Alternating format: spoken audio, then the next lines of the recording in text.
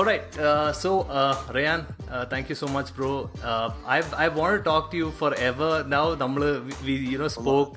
I think when I started the podcast, I reached out to you, and I think you had just a couple of tracks back then, alle? Yeah, so I was like, oh, I don't want to do any podcast now. I'm a bit too nervous. I'm like, I don't know what I reckon. So I was like, I don't want to do something straight away anyway. But thank you so much for having me, bro. I really appreciate it. Of course, bro, because being someone who was born and raised outside, Kerala, adinte Yeah, it really relates well, when I hear music that you have, because നമ്മുടെ മലയാളത്തിന്റെ element ഉണ്ട്, you bring in, that part of it, and yeah, also നമ്മുടെ English, music that you're used to. So when that clubs up together, and I think on the, night out show, you've done a show, a podcast, yeah. right?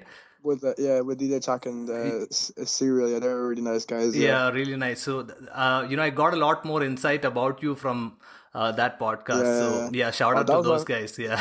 yeah. Shout out to them. That was my first podcast, and I was like so nervous. But yeah, I think I'm kind of like getting used to it now. But yeah, shout out to those Yeah. boys. They're really nice as well. Yeah, this is just the start, bro. You have a lot more coming up. So, Hopefully, man. yeah. So, I mean, it's just really amazing to see that blend of, you bringing in both these sides of music. And that's the exact same thing that they were talking about, right? You're bringing Yeah, two cultures together, kind of a thing, and also putting us on the map in some aspect, or, trying to get us out there, our music out there. yeah, So, it is a lot more than you probably think it is. It motivates a yeah. lot of people to do stuff that you guys are doing. And when I spoke to, some of the people who listen to my podcast, they keep asking me like, who's next? And I said that Reyan is next. They're like, please tell Yeah. them that, we love him. And, they were Um, like that. And they're like, you don't have to say the name, but Nalim, please, say that we really love him and what he does. So there are people who are crazy about what you do, man. it's so nice to hear, bro. Because like at the start, we're just kind of doing it for like just for fun, and we're like, oh my god, okay, let's just do a song for like the banter, because no one's really. I don't think anyway. No one's really doing it in like Malayalam music. Like you hear it in like other languages and stuff, but no one's really doing it in Malayalam. So we're like, we'll just do it, just a one-time thing. And then Hmm. I think after one song, then we kept like kind of like going into more, and we still see it kind of fun. But then obviously, then you get like a lot more like messages saying, "Oh, we love your music," and then it's like it starts to feel a bit like surreal. Like you're like, "Oh shit!" Like so many people are starting to listen to their music. Like it's really nice to hear as well. Like I always like anytime someone's a message about the music, like it honestly just means so much hearing it. Yeah, and നിങ്ങൾ ആദ്യം തുടങ്ങിയപ്പോൾ you and Melvin, when you started, you were talking about it on the other podcast, saying that it was more like a bucket list, and there was, just checking off, something from your bucket list, right? Yeah, no, literally, yeah, because like I think we're just listening to like loads of different artists. I think the first like person that I heard anyway that I was like, it was a guy called Azu. So like he did like Punjabi and English Hmm. Western music, like proper Western and proper Punjabi like music together. And then we're like, oh, it'd be cool if we did it in Malayalam, right? I hope so. We're like, I hope someone does this in Malayalam. And then we heard like people in like Tamil and stuff doing it as well. And then like me and him used to like sing when we were like not like sing with each other. Like we were never like the best singers. Like we used to just go to his house and sing like covers and stuff like that. And then we were like, oh, do you know what? Let's just try and write a song. And then like it was just like literally a once-off thing, like a bucket list thing. And then yeah, like turned out not to be a once-off thing. And now you guys have like around 10, 11 tracks out there, right? Yeah, yeah, yeah. That's Hopefully, just so crazy, man. I mean, how things it's work so out, much. and yeah, I it's just know. amazing. And did you know that നമ്മുടെ മലയാളത്തിൽ ഇങ്ങനെ ഒരു hip hop scene and this independent artist scene existed? Were you aware of that before you guys actually started putting out music? Like not really. As in, I know all like the mainstream people, Yeah, like Tidumali, and then I knew like Nomadic as well. So Nomadic, he lives in Ireland. Yeah.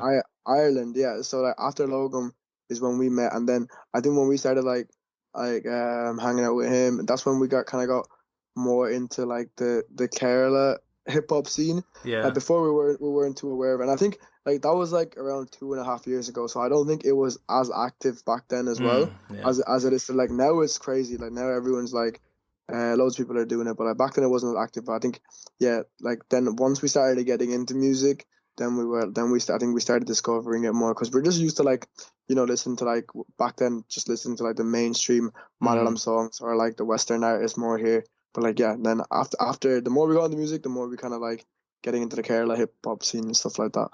Yeah, that's like you said, I think ഈ pandemic തുടങ്ങി കഴിഞ്ഞിട്ട് there has been like a huge, influx of a lot of these rappers and, a lot of artists who have come out. And to be honest with you, even with me, like ഞാൻ അറിയുന്നത് ഇങ്ങനെ ഒരു scene exist ചെയ്യുന്നുണ്ടെന്ന് like there's a proper scene that existed was only after the pandemic actually began, when I started sitting at home and when you're working from home you have a little bit more time because you're not traveling and all that, right? അപ്പോൾ അങ്ങനെയാണ് ഞാൻ ഇങ്ങനെ ഒരു സംഭവം ഉണ്ടെന്ന് അറിയുന്നത്. And then now there are like I think maybe 100 artists who are making music, putting out music every other week, so it's just amazing to see how it's progressing.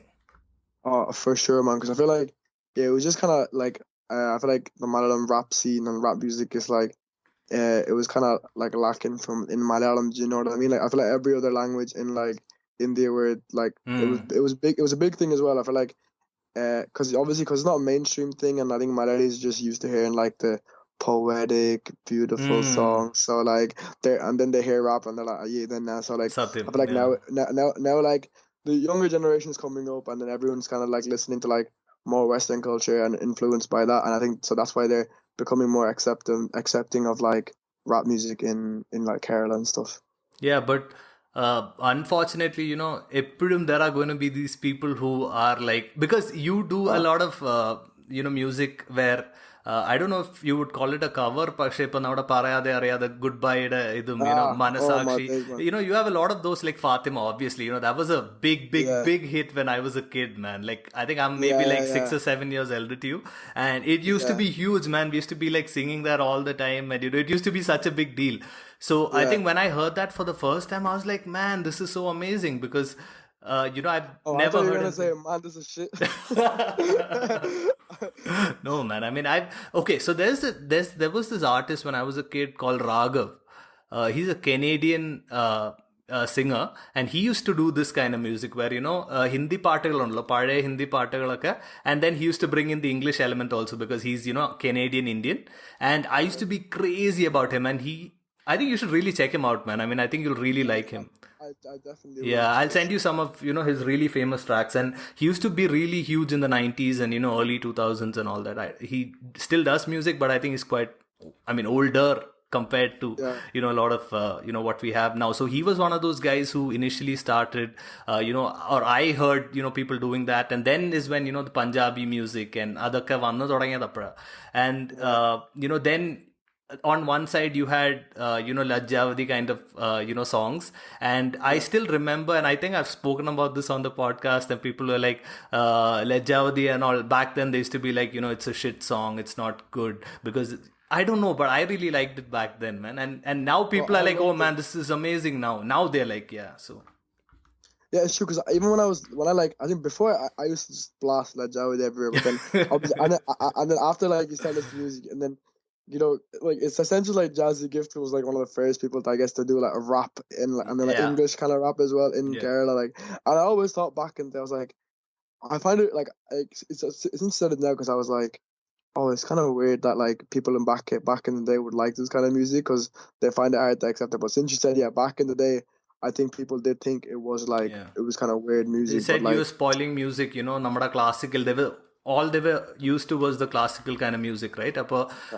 When something like this came in for the first time, you're like, this is trash, this is not even music, what is he doing? He's singing from his nose, and people had a problem with his voice. Adakka, there was a lot of things that came up, but now if you look at it, he's such a respected artist and a music director, producer, all that right now. So it's mad. It's like I think people just don't really like change or something new, probably, and they find it hard to accept that.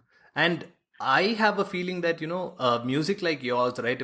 As Malayalis, we are people who always go abroad, and you have that generation of people who are born and raised outside Kerala. Our audience in a cater cheyan pattunna oru music aanu, the kind of music that you do, or Glenn, or a lot of these artists who are kind of multicultural artists. So like I think the main thing we started was literally because we were like, it's the same thing, like people are doing it in different languages, and then like there's not really like Western like music for like people that are born and brought up in like different countries, or even like the people, or even you don't even have to be like abroad. I guess people that listen to like both Western music and like Malayalam music, because I think like obviously like I can speak Malayalam fluently, like speaking Malayalam, but then like a lot of times like in the Malayalam songs, like I don't think there's probably a Malayalam cinema part where like I understand every single word. You know what I mean? Because like everything is like they talk really poetic. Like you part of what I'm between, but then it's like you don't know exactly word for word what the meaning is. You know? Yeah. And I was like, I think like so because of that, I feel like the Malayalam music that we make is like mostly is like words that you'd actually Use speak. on a Do you know what day-to-day I mean? basis, alle? Yeah, like so. Hence why like I think people like the outside of like Kerala understand it better. But at the same time, because of that, you get a lot of hate from people that listen to proper Malayalam music, and it's like, oh, it's part of the chuma ba ba ba ba. Do you know what I mean? So it's like, I mean, I obviously I knew for a fact that when you make this type of music, you'll get hate. Guaranteed, it's gonna get hate, but it is what it is. You get more love than hate, so that's Yeah, a good. but the unfortunate thing that happens is, we always tend to focus on the negative, stuff more than. So true. Yeah. So, the reason I, brought this up is because I was going through your Instagram, feed today, and I was listening to, I think, I forgot the track, but I was listening to one of, your tracks that you were, not the entire recorded track, but you were standing there and, recording it, that kind of, and I saw a comment from a guy called Hero Boy who doesn't even have a, DP or anything, saying some, that Mohanlal and, Yeshudas and all, they'll be really disappointed with what you're doing with music and all. I'm like, what the hell, dude? Oh, well, as long as they hear it, I don't mind. They can be disappointed. Exactly. It's cool. They can hear it. Yeah, I think, everyone has a different taste, and I think it's high time that people realize that and stop hating on, what I like or what you like. That's We all right. have different taste, opinions.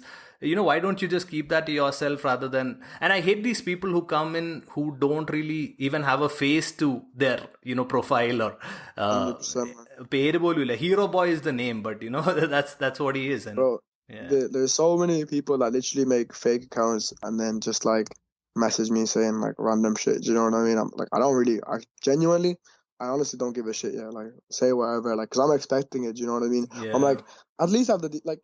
Do you know what? I always say if someone wants to like give their opinion on the song and they say that they don't like the song and whatever reason, that's fine with me. I understand it. Like I know everyone's gonna like it, but sometimes I just get like, I always get like idiots that like comment like or like just say terribly. Do you know what I mean? I'm just like, I don't care about it, but then obviously they do it to other people as well. And that can obviously affect a lot of people. Like fair enough if you want to say your opinion, but like at least be it's a bother and like just don't like why like you clearly have a lack of bother if you're just gonna be like terrible. No one's hurting anyone. Everyone's just doing their own thing. So yeah, I think the world would be a better place if that was true, because cyberbullying is real, man. I mean, when people tell you it's something, so true, especially like when I started doing the podcast and all that, people had even I'm still doing it right now, where people had a problem with me talking in mix of Malayalam and English, but Satyam Parana, that's who I am. That's how I talk to my friends, and I'm just trying to be myself. So if you don't like it, it's fine. You don't really have to listen to me, but don't come and shit on what I'm doing and spoil my mood. Like now I'm a lot more mature to be like, yeah, I don't give a shit about this, but in the beginning prateja thodangumba, when you put out those onnor rando videos and all that, people are like, and there are, like you said, out of 100 maybe they're like one or two people, but that really tends to affect you, especially if you don't know a lot about the way this works, right? Social media and all that shit. Yeah 100%, man, because like especially when you're doing something new and it's like something creative and you're putting it out there for people to see for the first time, you're already nervous enough, and then it's really nice when you put like all these positive comments, and then you see that one negative comment, you're like, oh my god, like other people are gonna see this, like oh my god, I feel really bad, like what I'm doing is bad. But then I guess like at the end of the day, if you're putting something out, like hate is guaranteed. You could be like giving something to a charity, and then people would still find a reason to like hate on you. So yeah, I guess like if anyone watching this plan to like do something like creative, and like you get hate guaranteed, but just fuck it, just do it.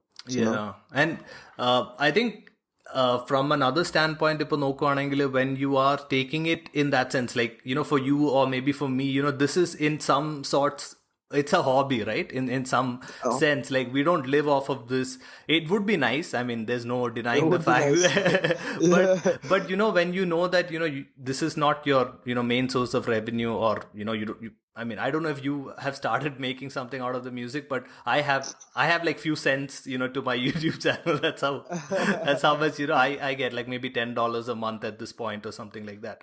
And to cash out the whole thing, you need $100. So it's like, it's going to be a while, till that happens. But, because there's no pressure in that sense, it works out a lot better. Yeah, for sure as well.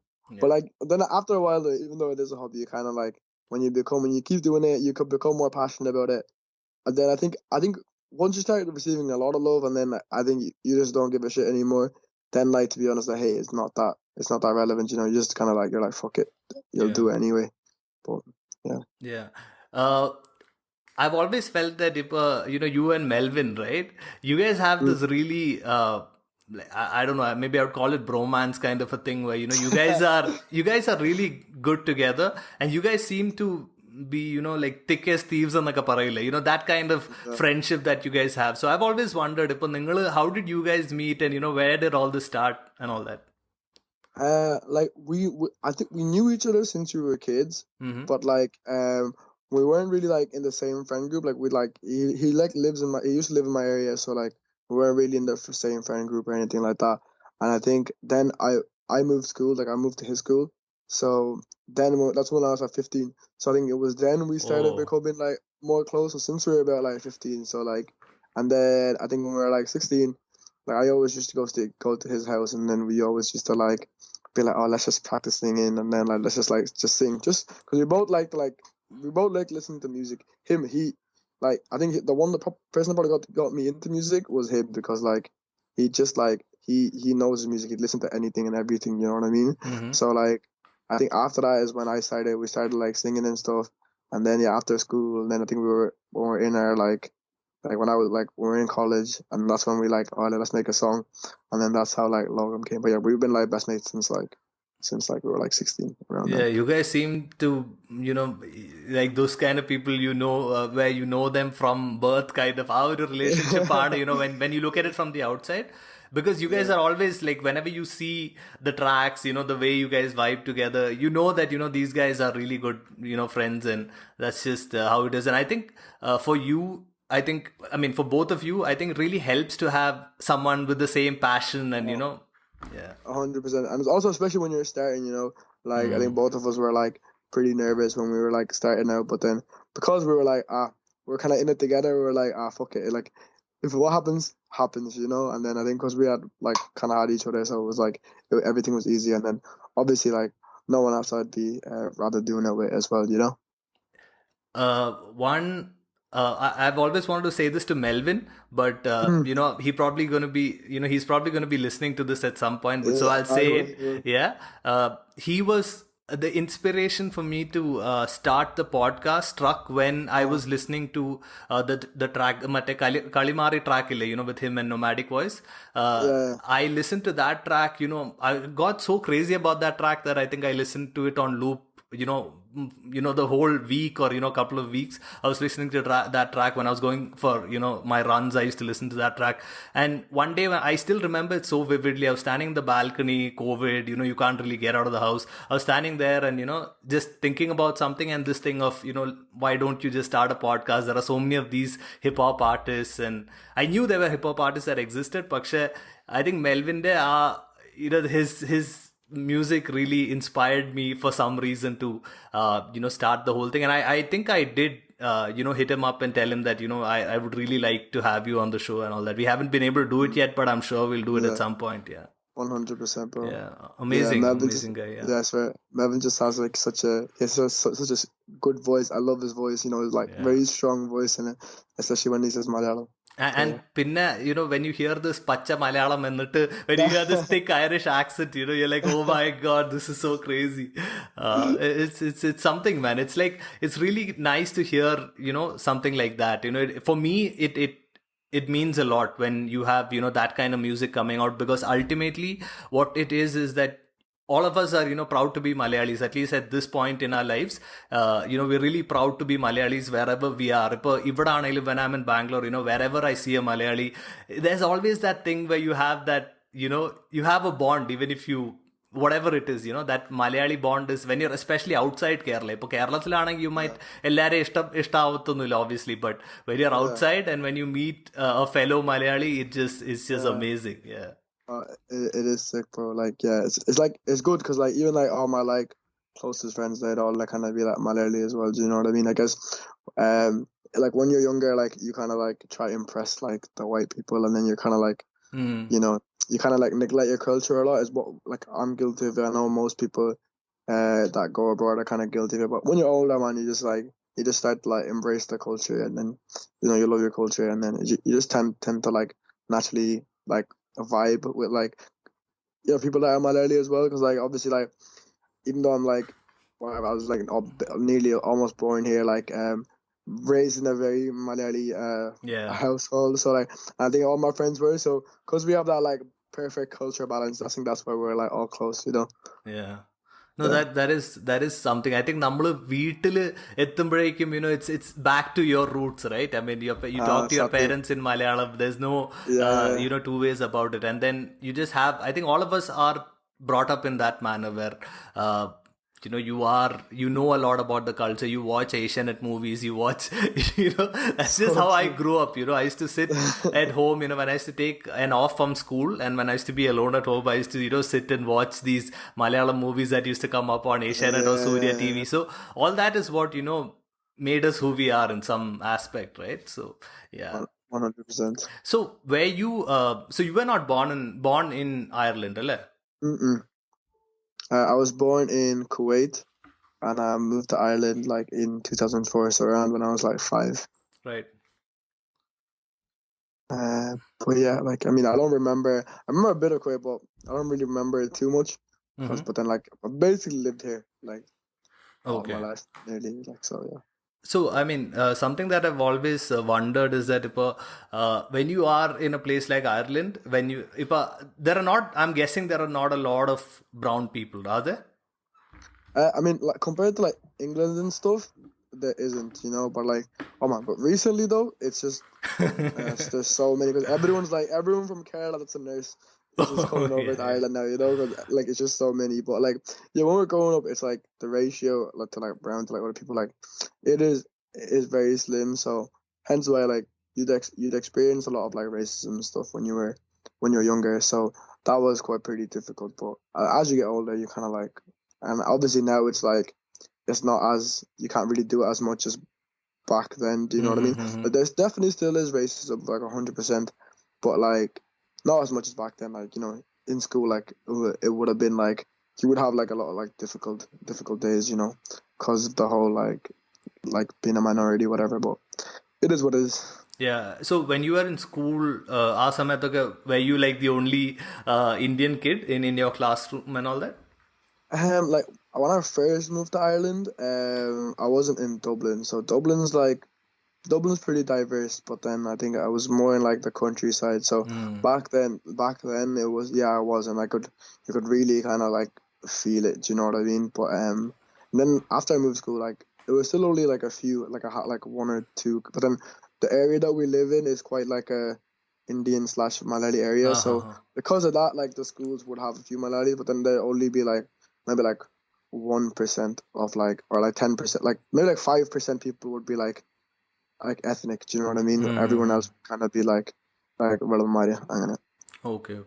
So I mean, you obviously, I mean, even if a number, like I told you, right, I was born and brought up in Bahrain and all that, and there always used to be, racism used to be so, prevalent back then when, like 20 years back. And I still remember a lot of those, like, there are some of these things that scar you, right? I mean, in your life, like I've gotten beaten up by, like you have like 12, 13 Arabs, walking through, and by then you look at it and you have, like, we're playing cricket in like a small alleyway kind of a situation, and by the time I realized that, there are these guys coming in, all of my friends ran away, so I still had the bat and everything with me, so I couldn't really run, and people just walk up and give you one on the face, and I mean, yeah, I mean, that's just people, I mean, the reason I'm bringing this up is because a lot of people who are probably don't know a lot about Malayalis who are outside Kerala. It is not as easy as you think it is what I'm trying to say. Yeah.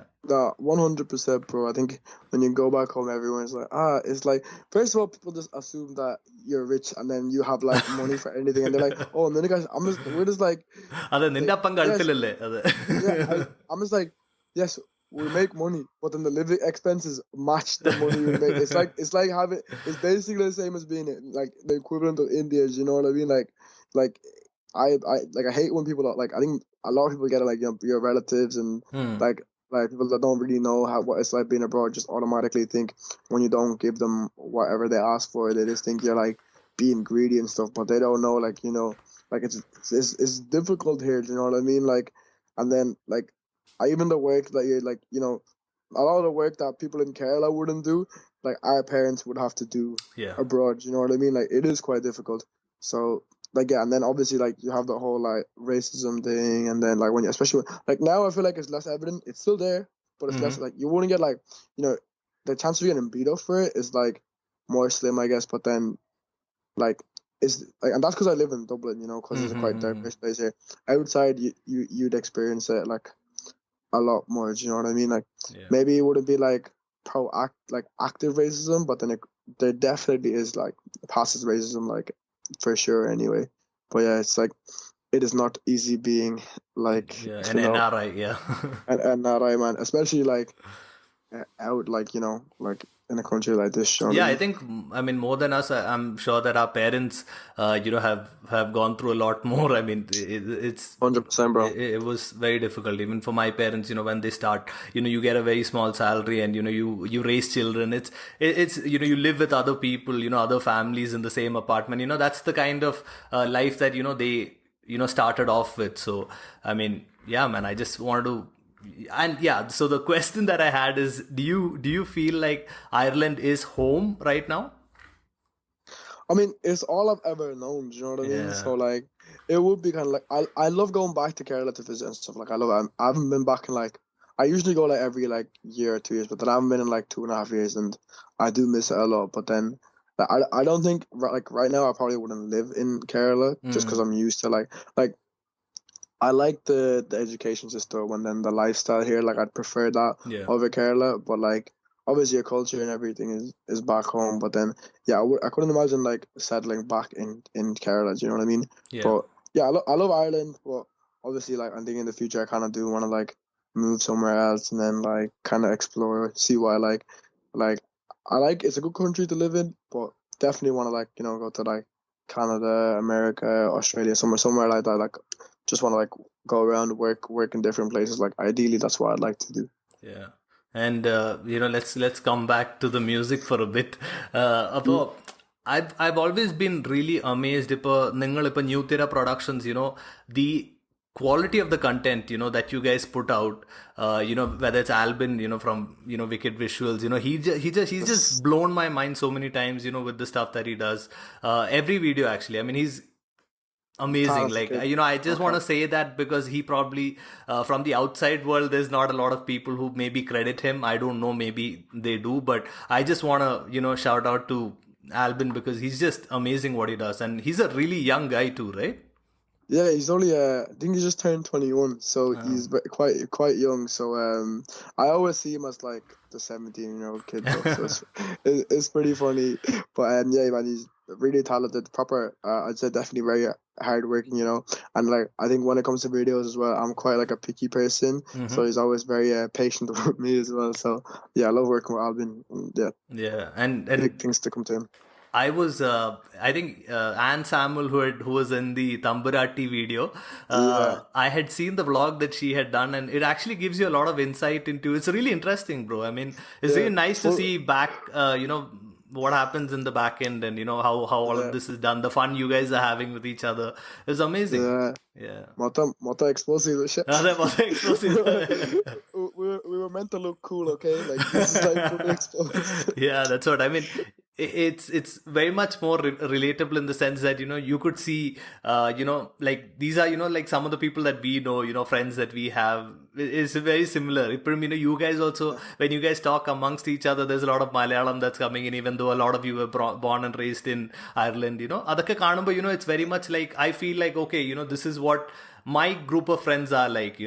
എല്ലാരും അവിടെ ഇവിടെ പഠിച്ചിട്ട് ultimately, when you're all together, you still have that Manglish kind of thing coming in, and it's very much relatable. Like I think Manglish humor is the best humor. Exactly, bro. Sure. So what I wanted to ask you in terms of the production quality and the effort that you guys put into it, how do you guys, I'm sure this takes a lot of money and finances to do something like this, because I've heard a lot of other artists also have been on the show when I've spoken to them that the biggest challenge is coming out with music videos. And music video somehow or the other, they always get more views on YouTube, right? I mean, it's ultimately a video platform, so it's music video. And you guys try to 9 out of 10 times you guys try to put out videos for every track that you do. So what does it take, and how do you fund all of this? How does it work? Oh man, it's like, as in videos and stuff. I think when we started making, when we started, like, we definitely got ripped off, like, as in, like, because obviously we started, and then obviously everyone's like charging a lot more when you're new and stuff. But like, yeah, bro, like, it was expensive. Like there's no like a funding or anything, and then it's just like me and him, like we both work, so work and then put the money into this. So we haven't like, we don't really make anything back from it either. Do you know what I mean? We're kind of just doing it as like, just like you said, like out of passion, like just a hobby, like that we want to do. But like, yeah, most of the time it's just after music video, man. Now I do moonlight pattern എടുത്തിട്ട് food ഒന്നും കഴിക്കാതെ അവിടെ ഇരിക്കും. Yeah, usually, yeah, it's just mainly like yeah, it's like it is difficult, bro. Like but then the thing is, like, we don't want to do like anything like mediocre or like just like not do, like, we always want to do the best. But then also another difficulty is because we're in Ireland as well. Because Ireland's such a small country, like, it's difficult. Like, it takes like I'd say like 10 times more effort than if you were in like America or like Canada or somewhere like that, or even India, man, to like source everything, because like it's very small, very limited. Like, a lot of times we have to like get stuff from like abroad and stuff, which ends up being more expensive, Like, what kind of stuff are you talking about? Like, as in, well, not stuff, as in like, if it was like people and stuff, because like to get like extra people, or even like to get like other artists and stuff like that, like we'd bring them over, and then like even like Anne, and then like obviously because like she came over here, because like even in England it'd be easier, because, and then it's also because it's like almost we're doing Malayalam music, which is like Desi music. Do you know what I mean? So it's like there's not really much of a support.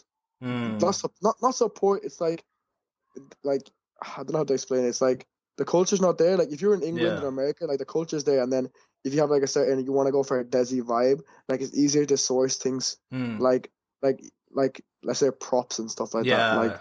Like you wouldn't get that in Ireland. Most of the time you'd have to like bring it like order online from somewhere else. It's just a lot harder. Like, I felt like if you had the same budget in like America or India, like, the video would be like but then we have to work with what we have. So like, yeah, that's it. Yeah, but you guys are still doing it, no matter what, you guys still find a way to do it. And Tamburatida video, you guys had shot in a in a castle and all that, right? Yeah.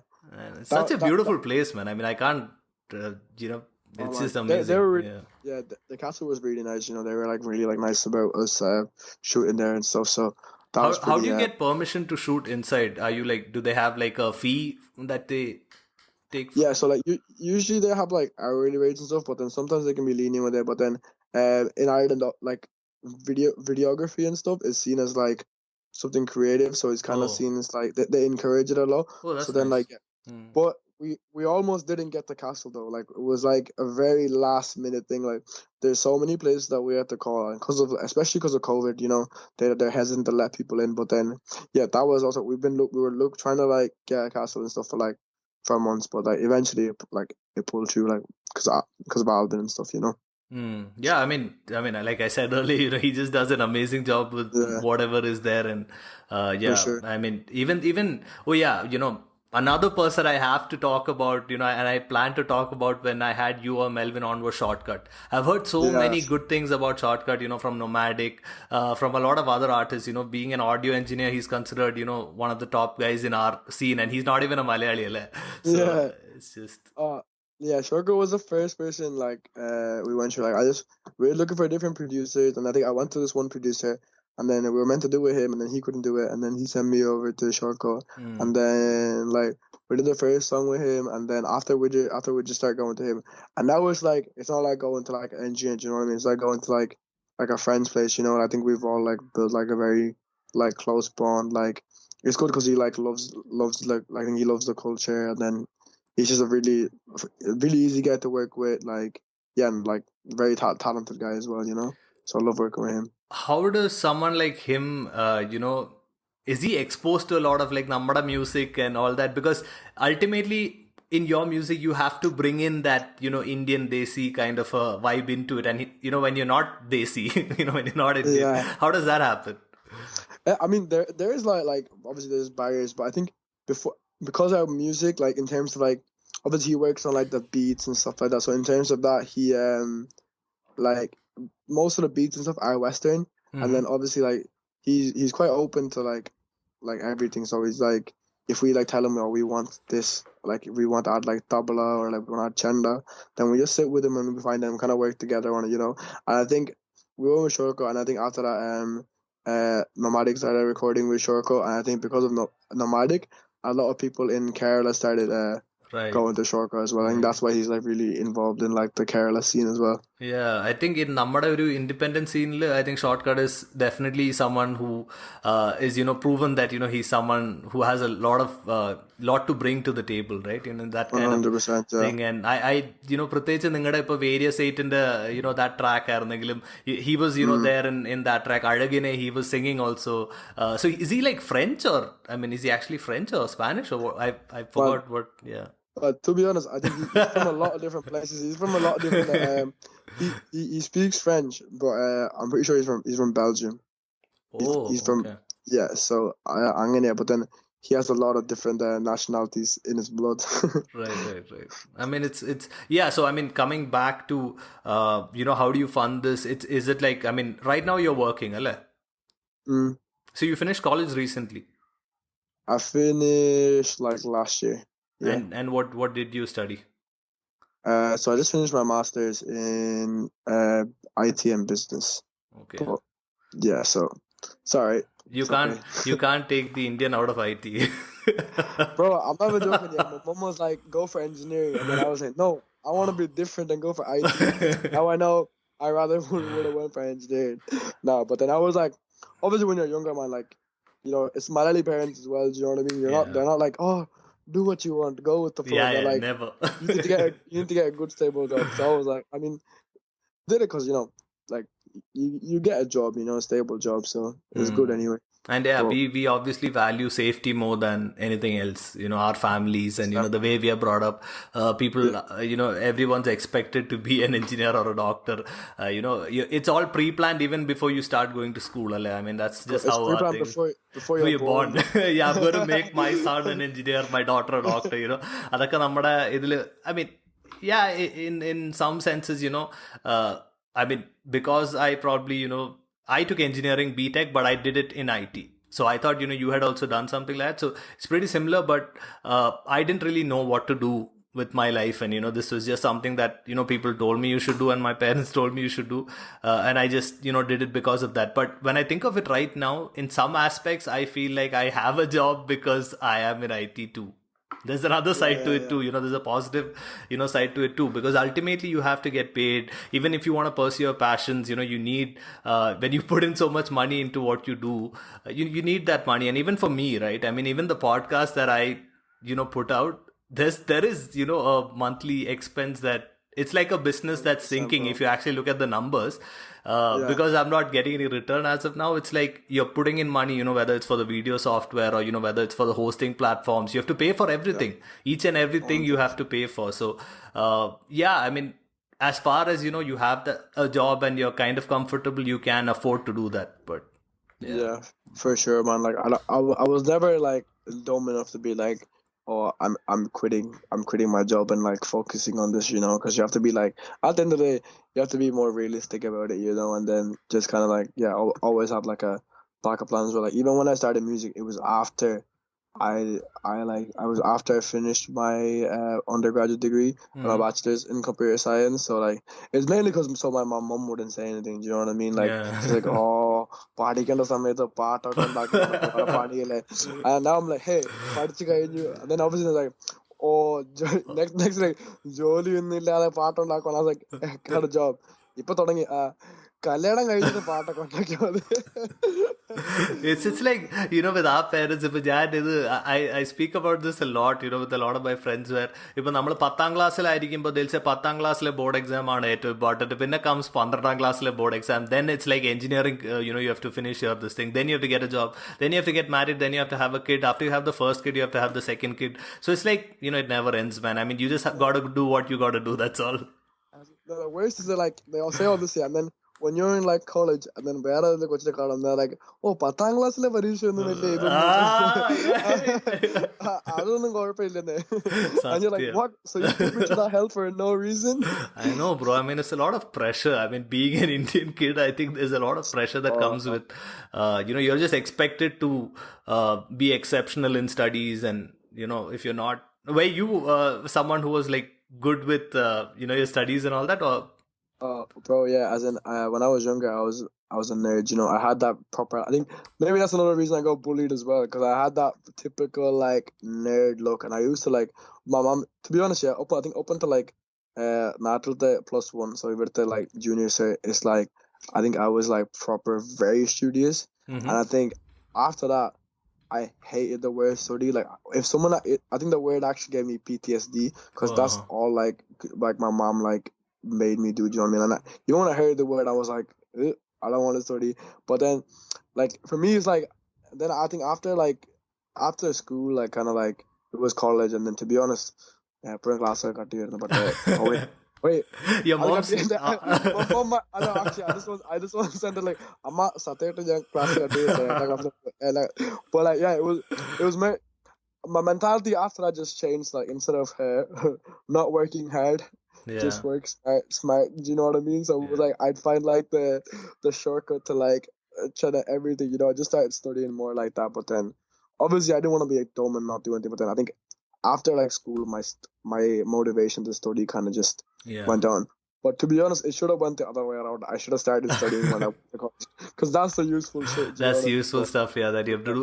It's the same with me, bro. Like, when I left home at 18, it was like this, when you get freedom, right? I mean, I know you were still at home probably while you were doing college and all that. Were you? Yeah. Just from my undergrad, I was, man, I hated it. It was like going to school. Do you know what I mean? Exactly. It was terrible. Yeah. And when I got that freedom, when I left home and, when I'm in Kerala, I just found a way to get through. Like, we had internal exams, so you need a minimum for that. So if you get that, then in your main exams, you just need pass marks. So, I used to make sure I study while the others, were playing around thinking, hey, the internal exam, because I had a plan. I knew that I had to get through this in that manner. That's it. Yeah. So when the others, I mean, I don't mean to shit on anyone of my friends or anything, but, dude, now you see why you had 27 supplies and I had, like 1. So there's a reason behind it. So yeah, you have to be smart when you have to be smart. Not saying that, I'm a smart guy or anything, but I've always, wanted to, do something on my own, entrepreneurial shit and all that. But at some point you realize that maybe, it's better to be realistic, especially, when you get married, when you have a family and, all that, you kind of, it's not as easy. Yeah. Well, then I feel like one of the things that literally like I think motivates me to make music, because obviously like when it comes to like my parents and stuff, it's because of the type of music I'm making. It's not like I said, it's not that typical poetic Malayalam shit. Do you know what I mean? Especially with English involved. I feel like if they understood the English lyrics as well, then they'd be like, okay. But then obviously they're only kind of hearing like, especially all the uncles and aunties here, man. They're only kind of hearing like the Malayalam parts of it, right? And to them, it's just basic shitty Malayalam words. They don't get like the English concept of it as well. So like no one's really like supportive in this sense. Like one that aren't like now they're becoming more like they're kind of seeing it, more. But then like I think back in they were like, oh, what part of the like that? They didn't get the concept of, like releasing songs like continuously, because obviously like Malayalis, they'll drop like one song, one short film, and then that's it. Do you know what I mean? But then they don't understand the whole shit like consistently dropping music. So at the start, that did make it like quite difficult. Wait, what was the topic we're going about? Oh, wait, never mind. Yeah. I was like, where am I going? Oh, yeah. So like that was kind of hard. But then my mom was like, I'll do it later. But then in my head, I'm like, this is the only age where you can kind of like do it. Do you know what I mean? Like when you're like 50 and shit, you're not gonna be fucking making music. Do you know what I mean? Like, so like, might as well do it now. Like, what if you die tomorrow? You know, like, totally. Like just live life with no regrets. I also even think, man, like, but then obviously don't be stupid about it. Like, do you know what I mean? Like, be like smart. That's why, like, even if you want to do entrepreneurship, man, if it's not any real risks, then do it. Because you rather like do it and fail rather than regretting it, not knowing what happens. You know what I mean? Totally, man. I mean, I totally believe in that, and I you know, when it is really hard at times to do. I mean, this. I mean, I'll be very honest with you, bro. I think I've said this multiple times. It's probably getting repetitive now. But for the younger guys out there, man, it's when you have a full-time job, following your passion is definitely difficult. So the earlier you do stuff, the earlier you know, try to figure things out, put in a little bit of hard work in the beginning, maybe there's a chance. You know, I mean, both of us, or, you know, any one of us could still fail. But then we always know that we gave it our best at that point, right? Even now, when I say that, you know, this is, you know, I don't make anything out of it and all that. One is that it gives me fulfillment. And because that's also because I have a job, and, you know, I know I'm safe. You know, even if things go wrong, I can, even if this doesn't click, if I aren't kandiling it, then, you know, it's not.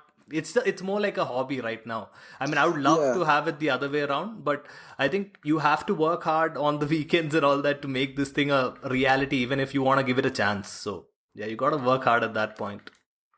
100%, bro. Like, I think it's the same thing for me, because like at the start, not really expecting like to get like mad views or anything. I think it was just more really kind of just doing it for like kind of like me. Even now, man, I'm like, I don't really have the expectation where I'm like, oh, I want like everyone to hear, like I want more people to listen. I don't want to force anyone to listen to it.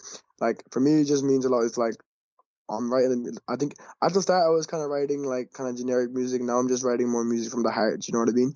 So it's like I'm doing that now, and then it's like if someone likes my music because of that means a lot to me. And like you said, the whole the fulfillment thing. You know, I felt like if I wasn't doing this, bro, I actually don't know. Like I feel like my life would just be like very basic. Do you know what I mean? Just like I'll just be working, then what, like saving for a house, car, getting married, and then boom, like normal life.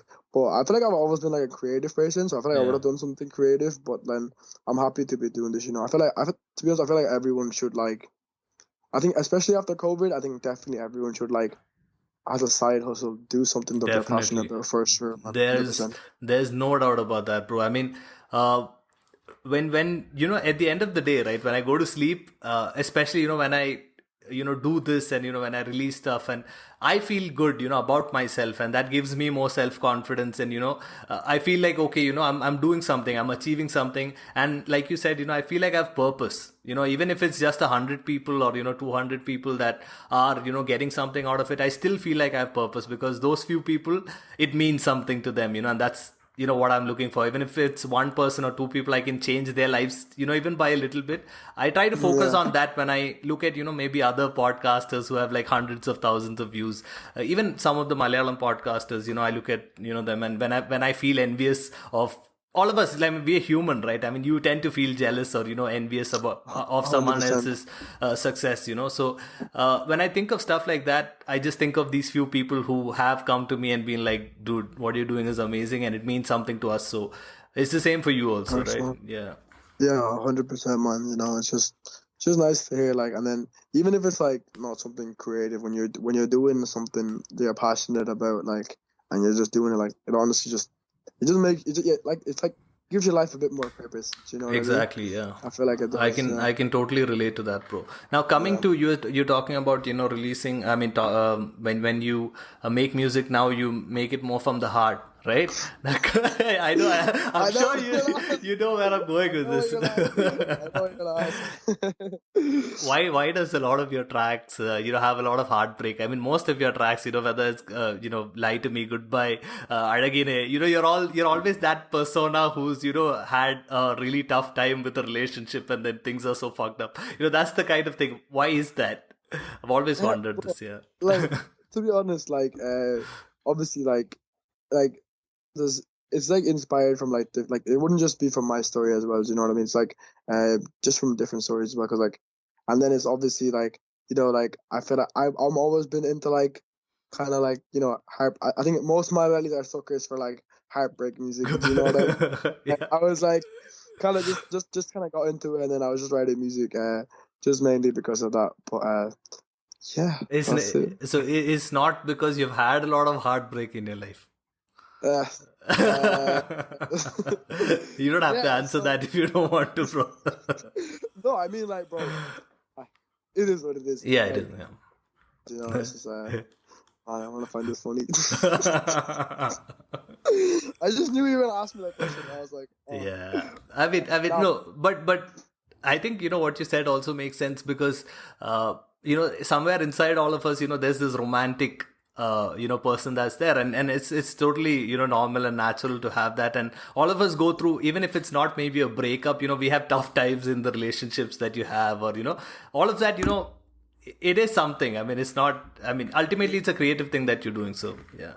yeah, even when I write like the heartbreak songs, it wouldn't necessarily even like be inspired from like a relationship. Like a lot of times, like a lot of times it's not either. It'd be like to do with a situation, or like it could even to be like do with like a friendship, that kind of thing as well. Mm. And then usually I just like when I feel like really upset or whatever, I just kind of sit down and I just write stuff, and then after that, then if like I just have random lyrics all the time, and then I just put it together, and then try to get the songs. You know what I mean? But a lot of times it's not really from like heartbreak, but you know what I mean. Yeah, no, I mean, friendship also gives you heartbreak. I mean, I've been in a lot of those situations where I thought, especially with a lot of friends that I had in college, people I lived with, when I was in a hostel and all that, and It's like yeah, and I thought, these guys would be my friends for life. I would, grow up with them and die with them, that kind of thing. But as soon as college ended, a big part of your friends also go with that. It's just a part of your life, and you've had a lot of people who I've never said this, but I've had a business where I have had a very close friend, and things didn't really work out because he kind of, the money just went, stuff like that. So I mean, these people that you think are your brothers, or that's the kind of way you look at them, people you have known for like 10 years, and when these things happen, I think it makes a lot of sense what you're saying in terms of you can have heartbreak with friendship also. Yeah. 100%, bro. Like it's good. It's true what they say when they say trust nobody, but guess you can't. But you can't always live life, not like being Yeah. scared of everything as well. As long as you're a genuine person, good things will come to you. If you're a bad person, bad things will come to you. That's all I want to say. I think for me, as I matured more in life, when I was in that 25, 26, that age group, is when I actually found my real friends. I've had a few couple of friends from childhood itself who are still there with me, and I can I only have a handful of friends. I'm that kind of guy where I don't have a like big group of people that I know or anything. It's always that I'm an introvert also. It's probably a little hard to imagine me being an introvert in the sense that this is what I do in terms of my creative stuff and all that. Yeah. But I am actually an introvert, and I have only a handful of friends, and I'd prefer to have those guys always be there rather than have a big group of people who you can't really call upon when you need something or when something goes wrong. 100%, bro. Like, yeah, I think it's when you mature, you kind of realize you prefer quality over quantity. You know what I mean? Exactly. And I think the like you only find like true genuine friends that you're happy to be around with is when I think you kind of like are happy with yourself. Yeah. Do you know what I mean? Like, I know it sounds a bit deep, but then like I feel like it's I'm not trying to be deep, but then it's genuinely for me. It's just like I feel like when I was like comfortable just being myself, And then like if I'm not comfortable around someone else being myself, then I'm like I could literally a lot of times I feel like you have to, when you have to change your personality or change like how you are around other people. If you have to do that, then it's not worth it. You know what I mean? Like Exactly. like I have my like really close group of friends that like I can just be me, and then I know I wouldn't get like judged for it or like weirded out by it. Do you know what I mean? So is that kind of comes with, I guess, maturing, and then when you like realize yes, and then but then also you can't like not be friends. You have to keep like maintain Yeah. good relationships, but like Yeah, more like be careful. acquaintances kind of thing. Yeah. Yeah, like, of course, maintain good relationships, but then just be careful like Yeah. who you like let your guard down with, that kind of thing. But yeah. Totally, bro. And coming to, writing stuff, and what is your creative process? Are you like a disciplined guy who sits down and writes music, or is it like when inspiration strikes, you sit down and do stuff? Is Well, that how it is? I don't think I've ever been like, yes, I'm gonna write a song and wrote a song in my entire life. It would like, cause it's a creative thing, man. It just kind of comes out of nowhere. Like sometimes when, if I like I said, if I'm feeling sad, I just write down random words or like, and then I just like get to that when I write more of my like sadder stuff. But I think when I like all those songs when I write, it's like usually like have like some kind of concept or you find some kind of a hook and you're like, oh, that'd be nice, and then you just look for like you're scrolling on YouTube or like BeatStars and you're scrolling for ages, and then you find like a nice beat and then you kind of like work on it like that as well. So yeah, it's more really like kind of like out of nowhere, kind of like random inspirations.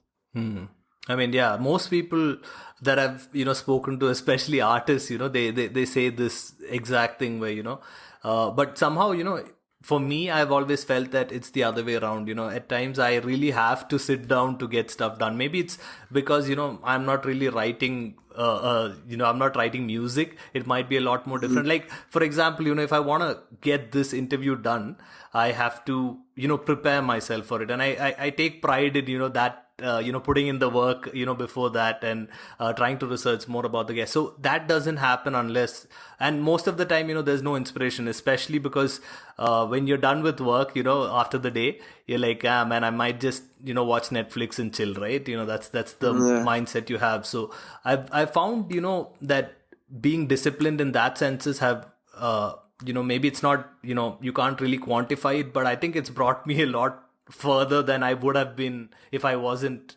I'm like a lazy person inherently, but I like force myself to do it. Yeah, I just force myself to get it done. Yeah, I think especially when you're like passionate about something as well, you naturally just want to do it. I think like when it comes to like, the writing process, I'm just like, see, sometimes I get like, if I get inspiration, then I record it on my phone or like I write it down. But then I have to like kind of like sit down and then like actually just like force myself to write the rest of the song. Do you know what I mean? So in terms of like, not force myself, like I sit down and then I have to like I think what I could say, and then I'll just be spending hours on the beat, doing random flows, random like lyrics, see what works, and then sometimes randomly in the shower I get like a lyric and I'm like, okay, let me go and write it down. But most of the time it is random. But then I think once you have the song and then you go to record it is when you kind of have to be like, that's when the hard work starts. Recording is quite difficult because you need to get like everything perfect, and then once recording is done, and then it's like planning the video, which is like the video is always really hard work as well. But yeah, it is, it's a bit of both, a bit of creativity and then a bit of like you need to be disciplined as well. Do you know what I mean? Yeah, and I think especially if ningada, when it comes to your videos and all that, like if you look at I don't know what you call it, the background or, the environment that it is in, and, the number of different places that you do stuff for one, 3-minute or 4-minute video is definitely like a lot of work. It might take you guys months to, come out with, after you're done with the track, come out with the entire thing to be done, with the video and all of that. Yeah, I mean, it doesn't usually take too well. I mean, like, to be honest, I do for I apologize to Alvin in advance. It's because like, see, for me when I have a song done, like if it's not out like soon, I don't want to put it out. Do you know what I mean? Like I end up hating the song because I'm like, if I wrote it, I want to like out like as soon as possible when it's like relevant. Do you know what I mean? Yeah. So like usually when we do have a video, we like try to get it, like if we film a video, we try to get it out within like 2-3 weeks. That's what we usually try to get it done. But like, yeah, a lot like cause we have Alden, it's just like cause he knows as well. Like we'd always usually book it like if he's like free like the the following weeks after as well Mm-hmm. to do it. So yeah, so like usually just want it out as soon as possible. If not, I'll just end up hating the song and be like, no, I don't want to put it out anymore. When you do you ever think of, at times, you feel down and you probably don't feel like doing it, even though you love, music and all of that.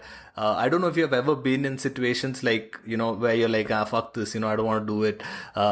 When maybe, when things are not working out, it's probably a lot more different for you because, you guys are actually getting, a lot more recognition in terms of, the views and all that. So that's like validation, right? But have you ever been in a situation where you don't get a lot of validation, but there is a why that you have within you? Like, I'm doing this because of this. Do you ever have something like that? I mean, like, you get writer's block, right? Is like when you like can't write and expect it. At this stage when I think I wrote like 3 songs in like the space of like a week. Do you know what I mean?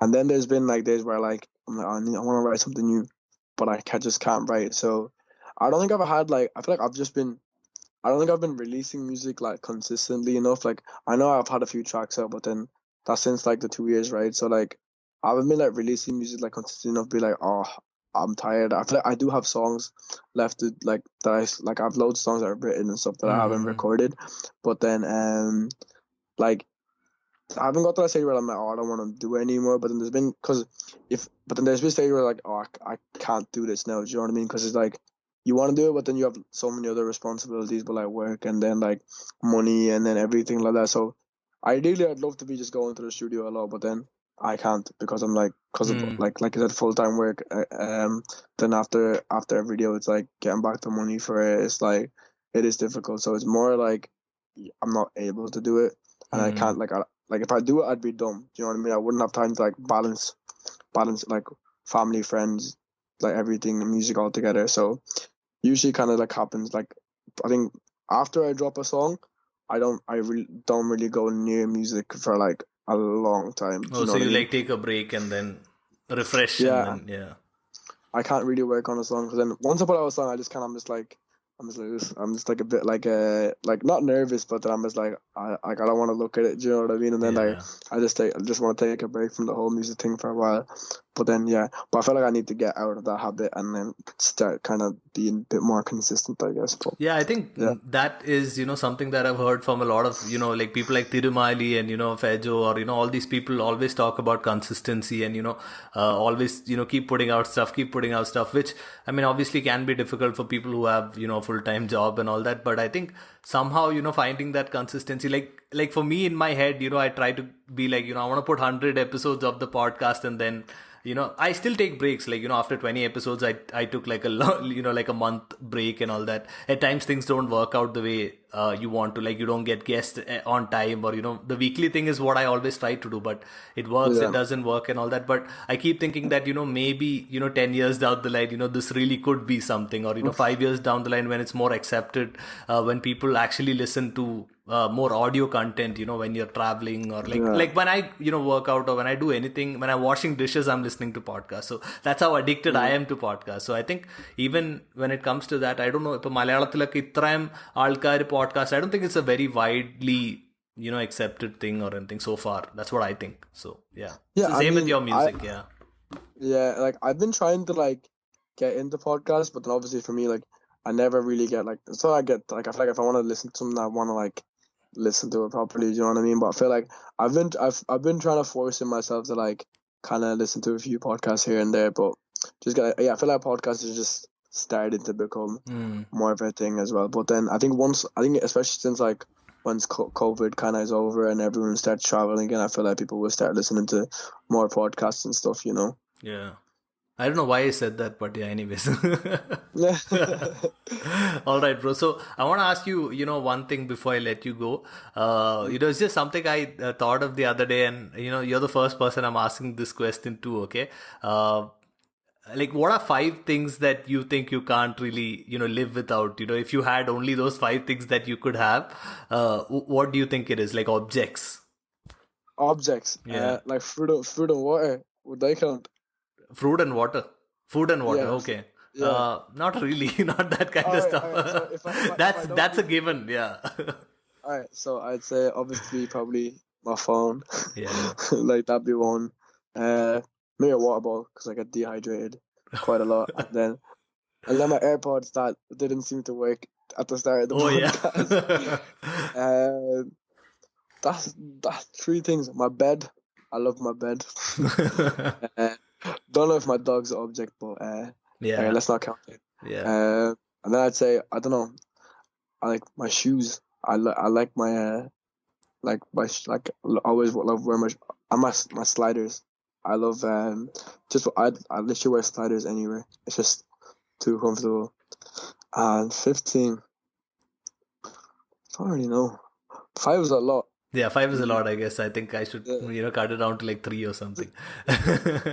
That's cool, bro. I mean, when you talked about your shoes, I was thinking about, you're someone who's really fashionable in the sense that I've always been like, damn, dude, this guy knows how to, dress up, and he actually, puts a lot of effort into that, is what I, feel, because I'm the kind of guy, like my wife has to like tell me like, this is shit, I should, like, she buys clothes for me, that's how bad I am at putting effort into stuff like that. So for a rookie like me, like, are there like few things that you make sure of when you do stuff in terms of dressing up and looking the way you do? And yeah, I appreciate that. I think one thing is like white sneakers or white runners, like white trainers. I like they if you could show me any color shoes and I'll always just end up picking white because I feel like they just go with everything. Like if you have like a white pair of Air Forces or something, like it would just go with everything. So I have too many white shoes and I throw a lot of them out because I don't like dirty white shoes either. I have like a bit of a clean freak when. yeah, even I And have then I that think OCD, man. Yeah. yeah, I swear white trainers and I also feel like anything black is always nice, especially for our skin tone. I feel like it Right. is nice for wearing black and I feel like there's a bit of a down to your taste, but like jewelry is always goes really nice as well, and like yeah, just some if you wear white and black, it'll pretty much go with.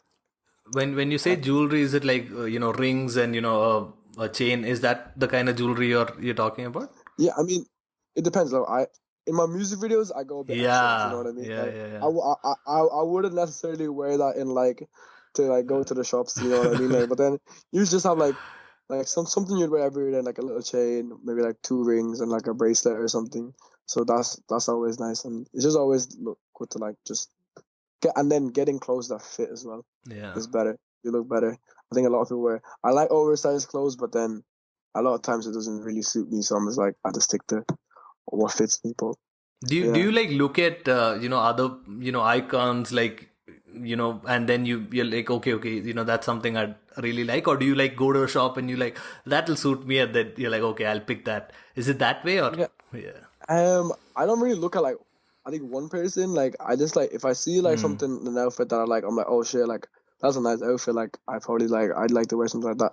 But a lot of times, yeah, if I go to the shop, not or on mainly online now, right? Like if I see something that I like, I'm like, oh, that'd be nice, and then just plan my outfit around it. But then in terms of like wearing clothes for like music videos and stuff, I'm just like I kind of like when I start making the song, I already have the video in my head, and then I already know like what kind of vibe it should go for, and then I'm like, all right, and then to be honest, the first thing I plan always is probably the outfits. You know what I mean? In my head, like I'm just like Right. have to get the outfits right. But yeah, so we mainly just like kind of like just if you just I think yeah, especially if you follow like another thing is like it's good to follow like there's like fashion like pages like and then you don't have to follow like this. I know like if you follow like Vogue and like GQ, it's like all suits and then stuff that you wouldn't really wear. But then if you follow like ASOS or like Boohoo, like other like brands like that, like it's just normal day-to-day clothes, and then you might see something that you like and you're like, oh, let me get it. And it's not too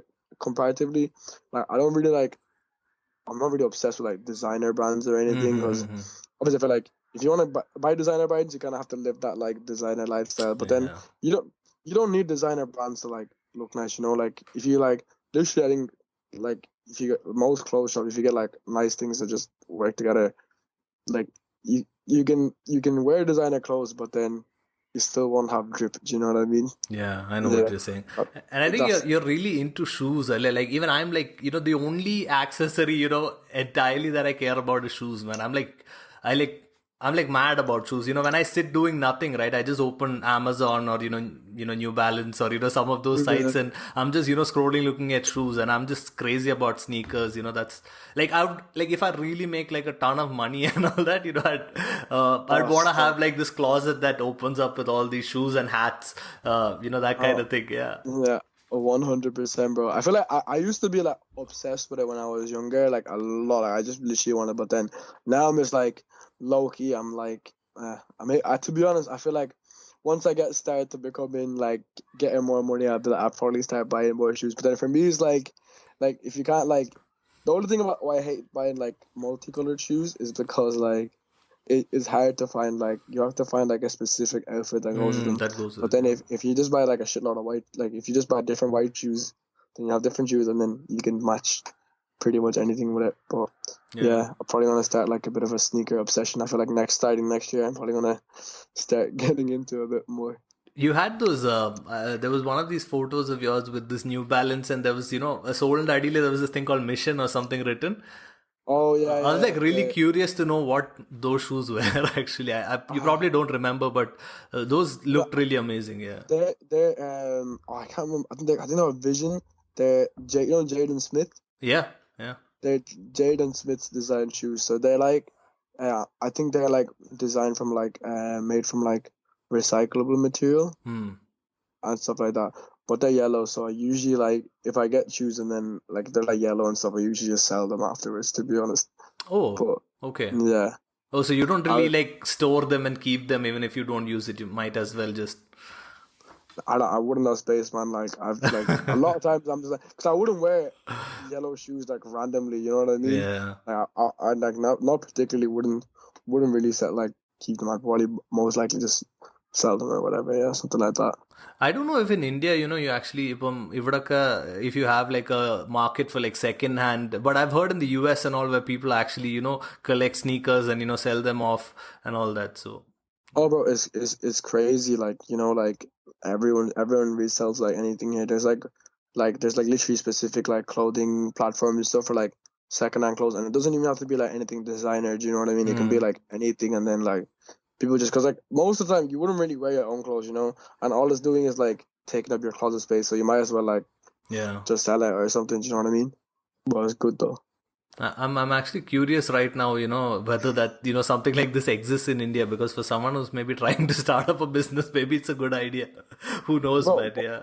man, I'd say probably those, man. I'm sure there's a lot of like Probably sneakerheads does, and yeah. stuff from India, but then it'd be harder to set it up in India though. Do you know what I mean? I think, Yeah. but then I'm sure in Bangalore and stuff, 100% there has to be Karnam, something, yeah, there should be. for Yeah. sure. And I don't know if you've watched the series called Entourage. Have you? I've heard of it, but I haven't watched Okay, it. so I mean, there's this character in that, one of the characters called Turtle, and he's just crazy about these, hats and sneakers, and he goes to get these limited edition ones, and I was like, I got really inspired by seeing the stuff, the hats that he wears, and the shoes that he gets, and yeah, I don't know. So it's just something that I also have a passion for. So yeah, amazing, bro. Uh, Yeah. yeah, man, it's good, man. It's good to I think a lot of like I love shoes, man. I feel like shoes are probably the first thing I look at if I'm looking at someone's outfits. You know what I mean? Yeah, I know what you're That's always saying. good. I feel the same way. When I see good shoes, I'm like, yeah, I should probably find out what those sneakers Yeah, are, or for sure. something like that. So, bro, do you have a lot more music coming out in the future, like right now, somewhere soon? Yeah. Hopefully, man. Like hopefully I'll plan to drop a few more by the end of this year, and then maybe next year as well. But you never know how like because of Yeah. COVID, you never know when shit can change. But that's the plan anyway. Trying to like drop more anyway. But How's yeah, how's the COVID scene in Ireland right now? it's okay. Like Mm. it's getting progressively a bit worse, but like right now it's like nearly everything's kind of to normal. I think by the end of October they're gonna make everything normal. But then clubs and stuff aren't open or anything. But then Yeah, there's still like capacity limitations everywhere, but I think so far it's not too bad. And like, do people still wear masks outside and all that? Yeah, They you do, have to huh? wear masks. Because I Yeah, have quite a few friends in London, and they were like, people look at you weirdly if you're the one wearing a mask and all that. That's what uh, they told me. Yeah, yeah. I think outdoors you don't have to wear masks, but indoors it's like yeah, compulsory that you have to wear a mask now. Yeah. Well, yeah, I think now London's in a better state. Though London, like basically nearly everything's pretty much opened up in England, to be honest. So yeah. seems all G there. Amazing, bro. I mean, I honestly did not even. I feel like, it's just been like 10-20 minutes since we started I swear, man. speaking, bro. It's like, An hour and a half. I yeah, an swear, hour man. and a Honestly, half, bro. it This it is was a just really nice conversation, man. I really enjoyed it. really, man. I mean, Yeah. I've always, I told you, right, when we started also, I've always loved your music. I am a huge fan more than, anything. And it means a lot to me that you've, come on the show. And I'm really looking forward to a lot more of your music that's coming out, because you have a lot of takers, man. There are a lot of people who absolutely love your music. And like I said, there is a huge group of people like you and me who are, probably born and raised abroad, who, are looking for this kind of music. And it means a lot to us, it relates to us really well. Yeah, man, it's so nice to hear. And once again, thank you so much for having me on the show as well, bro. Of You're course. killing it, bro. I'm not even joking. Like I love you even said at the start that people don't like the English Malayalam thing, but I literally watch it for the English Malayalam thing, man. I love it. You know what I mean? Right. Thank you so much, bro. I mean, it means a lot, and I'm sure we'll do this again. Once you have a few more tracks in. I want to start getting For guests. sure, man. For the second time, and talk a little bit Yeah. more, because you get a lot more comfortable after you do it the first time, and then you're more like you know each other a lot better, and you can, like with Yeah, for Glenn, sure. I have done like 4 or 5 different with their Yeah. album releases and all that. So like I know him a lot better right now. Similarly, so Yeah. and yeah, man. So thank you so much for coming on the show. Means a lot. Love that, bro. Of course, man. Thank you so much. Awesome. Thank you, everyone. Bye.